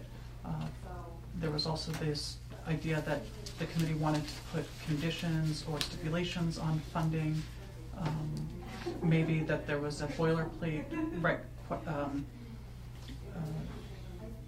boilerplate condition of, you know, if a group comes to the committee and says a project's going to cost $10,000, and then once it gets to city council, it's now ballooned to $20,000, that the committee would want to review it, and we were trying to figure out. No, it can't. Well, since this was the discussion. I think the language is a little bit strong. We have no teeth to require anything, but we wanted to be aware of and recommend that if for some reason you had a project that was substantially way beyond what we approved in this committee, that there would be some either communication or review process, because, you know, here we are approving projects at a certain level, and it's one thing if it goes up by 10%, but it's another thing if it ends up being another 50 or 100% higher than the amount that we approved. But they have to come back to the committee for additional funding. The council can't add money to the appropriation. If you approve 10,000, this was it becomes the school, 20. What was the context for this conversation? This was Football the football field. So there was something, and I don't remember all the details. We went to this. We appropriated $300,000, and apparently the bids came in at $600,000, something along those lines. But and that kind of, and it wasn't. And I'll speak for myself. It wasn't the fact that the bids came in at $600,000. It was the fact that apparently the project was going on, and we never realized. We don't know whether they cut anything out, whether they, you know, we don't know what happened. So we thought they may have changed the scope of the project based on this. Well, what they told us was going to happen was going to cost $600,000. Now they've only spent $300,000 that we gave them. What did they take out of the project to get it to $300,000? That was more of an informational. in other words, you want an audit of the project so that you know what the money was spent for and why did it cost $600,000 when you told us it was $300,000. Right. We want to know what they took out. And we don't have any teeth to ask for that. Right. I would bet we could add that. Any proposal, whether it goes with city agency or not, we have the right to ask for an audit of the project, ongoing project. And I'm surprised to hear, like, with the clock and with the football program and the fence, that the money isn't even being spent. And you guys didn't even know that, or maybe you did, I didn't know that. Because I vote on it and the city council votes on it. And I think that audit is appropriate. And I don't think I guess we have to investigate it legally, whether we can require that, but I think we should require it. That's part of it, that they have to come back periodically, quarterly, or within the project scope. How's it going? Well, we had to spend another $100,000, and, well, they didn't come back to us for the money. Where'd they get the money? But if the project scope changes, and you voted on a scope of a project, that makes sense to me, that you would want to know. That's what, and that's So really that- was, right, we and thought so something was going to cut out. And that's Or sort of prove X where- and suddenly the project is Y, or, you know, And I XY think, or something. well, So- again, my own perspective wasn't even the fact that happened, it was the fact that no one said anything. It was like, the project was still going on, but we had no idea what happened, you know. What changed? What changed, there was no communication. And what bothers me about that, too, is you appropriate $300,000. Suddenly they decide that it has to be $400,000 or $500,000. They come back to us, oh, we've started the project, we got holes in the ground, you gotta give us the other $200,000. Well, and that was- So that you get hostaged to make that happen. That's why we did. So I guess we need Jamie to find out, and I guess you could research this, if we can put language in any appropriation request that, number one, it's audited, number two, if the scope of the project changes in any way, they must come back to the committee, even if they're not asking for more money. So what? I don't know if we can do that, but I'd Well, like. the committee prior to this month, we had gone through and discussed this a bunch, and there was a handout that I included that it had like a Oh, I probably didn't print it. Yeah, lines okay. of, So you've got something that does we that? wrote something out. let me see if I can. I think the If I takeaway may- is that this is something that is unresolved here in this No, committee, not and that that we'd one. like to It was- discuss and figure out what makes the most sense. Well, we're about to approve This the one. project. We can This start one. from this day If you want. forward. Yes, Sure. so that was in the, And so that was something that the committee can use Oh, yeah. to write down what the things are that are important. So, let's say for this football program, each member or the committee would create one sheet that says, here's what we think the scope is, here's what we think the condition, here's what we think we're getting for the money. Mhm. So that way, when the appropriation request goes to council, it's not just money for this program, but it's money for this program to do these specific things that has this condition and that condition. Right. So that way the council is aware of what the conditions are, that the public's aware of what the project is, and that all these things get transferred along. The problem in the past has been that the appropriation request has really just been, we approve. well, here's it's the money. been a little bit more than that, but Yeah. for Well, like I've seen soccer- specificity when I got it in my Right, committee, yeah. the specificity of the project, but what I'm looking at is a boilerplate language that says if the scope of this project changes in any way, you must come back to the committee. Whether or not you're asking for more money, we'd like to know why and et cetera. Whether we can ask that, I think we can. I think we can ask. Well, so And secondly, we if- do have that in the grant agreements that we use for agencies outside the city. We do specifically say that the scope cannot change, and that if you use money that has in a way that hasn't been approved by the committee or as funded as the scope was funded, that we can we can go back and try to get that money back from you. That there is language in there that's been through the mayor and through the city solicitor that gives the city teeth, but we don't I'd have like that. that, and I'd like an audit after the fact too. And we have that ability in the language too, that the CPA committee or its designee can go to their office, go through their records regarding the. Would that be you, Jamie, the designee? I mean, it is I mean, generally, but it could be anybody in the city. It could be someone else. You could have a outside auditor that the CPA committee hires to audit every project every year. Well, the taxpayers deserve that. We need to make sure that the money's being spent on what they spent it on. And I think they need to come back to the committee. I'd like to see that in our projects. I support the boilerplate language too. I think that's a good idea. Right. It's So always on it every was really project. just a question of And I what don't is see that why board- it's just outside agencies. We should tell the school department, we'd like to know how you're spending the money. Why not? The gist was to make sure too that they were aware of that in advance, that they knew that when we make the approval, that we expect that the scope doesn't change. And if it does, then they need to come back and make their case for the change. It ought to be easier within the city, because if they're making a change to a city-run project, there's going to be a request for a change order. So every time someone comes in requesting a change order, you got to notify us. Right. Well, so it's harder That- actually with with the our city committee setup, because that'd be because when it's an outside agency, the way we do payments is we make the applicant pay for a thing and seek a reimbursement from us. So we will only pay their bills once we've gotten proof that it's been installed and completed as it's supposed to be done, as the committee does. And so I will go to a site to visit it, or they'll submit photos that show that they've done the work as they've requested. The contractor is submitting an invoice to them for the cost that they're invoicing us for. They're including a copy of their canceled check. So there's a clear Money trail. trail and audit, and they don't get paid if they're not doing it in accordance with what they said they were going to do. But with city projects, once that money gets moved from once the city council makes the appropriation, it goes into that department's budget, and it's outside of the CPA. with the outsider grant, the money actually stays in the CPA accounts. Well, I could still request it, they may not have a legal obligation to Right. provide it, but we could request. And again, I'm worried about the little hole that begins to create if the project expands and they come back to us for more money, and if we don't get the money, we can't finish the project. That doesn't make, okay, well, I agree. And we were also trying to catch things like if what our understanding was that it was for, let's say, accessibility, that then that might not change the amount of money, but if the money didn't go towards that, then that triggers the condition that we feel like, you need to come back and make your case. You can't say that, well, for $400,000, this is going to make the trail accessible, and then shift the money around.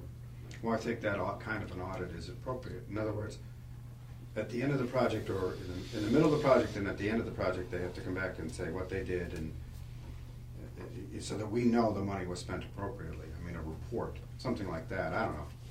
What do you think? I mean, you guys want to? Nice, that's what we want to I think we have projects that we approve here that are of orders of magnitude difference in size and scope and dollar amount. So for these, we're talking hundreds of thousands of dollars for some project. I think that is absolutely, it makes a ton of sense when you have a project that maybe like whatever, a handicap ramp where it's $5,000 or something like that. I mean, I think it's still nice to know that the project is complete. I'd like to see some sort of closure, some sort of closing the loop on it. I don't know whether it needs to be the exact same for all of the projects, as far as a report or something like that. I don't know. I'm open to ideas. The example of the football field, what did they cut out if it was $600,000? That to me is worthy of some kind of an audit, of finding out what they spent the money on if they didn't do what you were told they were going to do. To me, it's almost courtesy. Someone's going to hand you. I don't care if they hand you $5,000. You should be able to tell. They should at the end of the project be able to tell them what you did with it. I mean, nobody gives. Anybody else gives you money. They don't. There's a stipulation. Why should we not get something? I don't think they need to write a 12-page report, but it'd be nice if they. Well, Jamie, for instance, on the clock project, you get bills and you paid them, so you have a record of receipts and everything of what they spent the money on. Do you know how they spent their money when they got that money for the clock? I have a record of the clock project that goes back to 2005. Harry's clock. It's Harry's figure. I brought this up 3 or 4 years ago. I want to know where the hell the money went. How come we're spending, and why now we're spending? How come it isn't running? And we finally got it running shortly after. I mean, I have the records are in the office. Couldn't believe it. 25. In other words, you have records. Okay. Yes. All right. They are better records since 2012 than before that. Okay, I know exactly where she's going, and we'll leave it. Do we have anything else to discuss? Oh, the next meeting. So, February 18th. You want to do a time change on that? I'd like to, because I have to be at our theater at 7 o'clock, so I'd rather not start at 6:30 than walk out the door. Can we do something like 6 or 5:30 even? I cannot do 5:30, but I could do 6. Just so you know, I get off work at 6 in Amherst, so. I don't want to hurt other committee members just because of my thing. Does Thursday night make sense? Are there better nights? Switch it to Wednesday for that one. Yeah, I like Wednesday. Thursday because it's like blocked out for the rest of the year. Yeah, right. I got other things on other nights. Yeah, but- Wednesdays in Park Rec, and it varies. I think we just. I can't do changed it. Wednesdays, it's either city council or finance committee. so- Yeah, you're pretty Park strong. Rec, stop the meeting, man. Tough guy. John's tough. Well, let's keep it 6:30, it's not fair. I tell you what, well, if I'm the only one, You're not the only one, I'm the only one, I wanted to change it for me. if I'm the only one that can't make that time, let me see if I can make an exception on the third Thursday of every month. I'll just come in earlier. Well, we're talking about this one time. early Right? You're not January, talking works right? for me One as well. time. Oh, just one time? So we're talking about next times. month, when next month's meeting is, Oh, and we're proposing not at a 6 problem. o'clock rather than 6:30. Fine. And even at that, I may have to leave in the middle of it, but I'd like to try to vote on the football project. Let's change it to 6 and go from there. Okay, so Jamie, you'll. So the next meeting will be February 18th at 6 p.m. Yeah. But we're going to keep the regular meeting time, the third Thursday at 6:30? We're gonna try and keep it at 6:30, or Okay. it'll always be Thursday. Okay. Let's put it that way, because it just depends. I didn't think it was gonna be an issue with it, I didn't think it was gonna be chair either. We'd like to have you here for the meeting, so, you know, it's Well, it's I'll a do the priority best I too. can. Okay, so, anything else, guys? I think we're all set. Do you guys have any thoughts or questions after going through your first meeting? I mean, This was enlightening, especially the fact that we have projects ongoing. I appreciate you raising that question, because it's not we don't do that often. All I can say is, I'm sorry I got on that woman about that. You just gotta keep your cool, Harry. We spent almost $900,000 on football fields and soccer fields, and have somebody say, well, we're not doing anything for the kids. But see, you misunderstood what she was saying. Recently, what she was saying is recently the city has started to support, Recently. which includes these things you're talking about, but later on. But earlier on, I don't think we had that support. I certainly, and it may be pre-CPA. Yeah, they've been seeing it coming out of the committee, but the committee, you know, CPA's only been around for. Well, what really changed for them, Less than a decade. what really changed for them is the law changed that allowed renovation of recreation fields, because it used to be interpreted that you could only use CPA money for building new recreation facility, not renovation of old. So the fact that they could renovate the football field wasn't allowed a few years ago, and the baseball fields and everything else.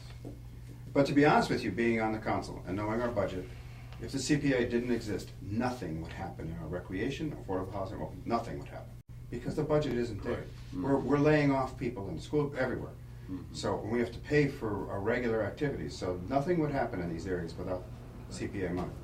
We're lucky we have it. And just for some context, that old City Hall building, the entryway and foyer is They did a really nice they job. did a really nice job. It's scratching the surface for the request level that is going to probably come down the pipe. Oh, they'll be coming down, there's no question about it. Yeah. And it would be a boon economically if we can get that upper hall. Absolutely. So, and we have. We're looking you know, at a multi-million-dollar project. We have this million, but don't get the idea that these dollars are just sitting around in there. We're going to be used because No, but it we're going to get concerns some me requests that for we don't get. some more big dollar requests coming down the pipe. I do want to remind everyone that the committee does have the authority to bond projects out of the CPA budget. So just to keep that in mind, when and if these big projects do come down the road. So in other words, if we bond a multi-million-dollar project, we know that every year we have to commit so many hundreds of thousands to pay on that bond. Exactly. So that's not a bad way to get a major project done. I like that. And we've done that with the city, obviously the schools and things like that. But is that typically, sort of a new thing that we're anticipating getting these big? Because it seems like each year we're not spending actually what we have typically, right? I mean, so It depends. It depends. With the windows across the street, that was in the windows where $300,000. Cottage Street. Oh yeah, sure. Did we approve? You guys approved that? Riverside Industries. Yeah, Riverside. That was how many? 300,000. Well, that was our part, but then the total. 250,000 for 15 Cottage Street. Yeah. Better So process. that was a over $1 million project. But, I think you're right. In a given year, we often don't use all of the money spread out over several years. We get some large projects that can that's why we have these sort of undesignated or other balances that are not specifically reserved for X, Y, or Z. We can use those for an appropriate cost. It's, big dollar. It's good context. I mean, when we're looking at 170,000, it's like, what is that? What percentage of what we're actually looking to do? Like as far as like what the requests typically are versus, they're the only ones asking. Like, of course, you know what I mean? Well, if there's 100, we can always anticipate what requests are going to come down. Yeah, but I'm just looking at like historically, like do we, you know what I mean? Like in kind of people that are more tapped into this than 400,000 for a boardwalk, And that's one of the reasons why we went to four times a year was to try to consolidate to be able to know. What if we spent all the money in the first two meetings, and then the third meeting you get a big project? So we wanted to have the first quarter we'll get 3 projects in front of us, and we can decide maybe who's the most important one, or prorate. We'll only give you 100,000. You want to all in one area of whatever historic preservation. Right. And then does it ever happen that people I'm trying reapply? to take minutes here, and it's hard when there's. I'm sorry. I'm so Can sorry. I make a point, Jamie? You're not sitting over there anymore. You're sitting right here. You look like you're some subordinate, and I don't agree. You're kind of helping us like a lot. So I want you at the table from now on, okay? Or I'm not chairing. How's that? You can have my seat. I'll slide over. So do you, Need a like, bigger table. It bothers me. She's talking all the time, but she's all the way in the corner. Like she did something wrong. Well, because I'm not on the committee. It doesn't matter. You know, Barbara sits right next to the president of the council. Just as a context. so when you were like saying, I mean, and this is just to understand, but like, so like people, if you know, the first time 3 come up, one sort of is more work. You know, like we vote on one. Do others typically like would they reapply later in the year when we kind of have a better sense of what available funds? Well, like, is that kind of the natural flow, or is that? Well, we never know. Yeah, right. So, but we thought if we were voting each month for projects, that if we spent all the money in the first couple months, and then a really good project came in, and we've already spent Yeah, right. everything, Yeah, we'd be out of cash. we'd be out. So we're just saying, well, let's vote 4 times a year, and that'll give us, maybe we'll get a first quarter's worth of projects in front of us. Not that there's many things going on right now, but then we can say, okay, well, we got three things in front of us. This one's really important. Maybe that one can wait till the next year or next quarter or whatever. That's all. But reapplication. Yeah, that's Does all. happen, yeah. Okay. Good. So I'll take a motion to adjourn. I'll make the motion. Second. All in favor? All right. Thank you for an interesting first meeting.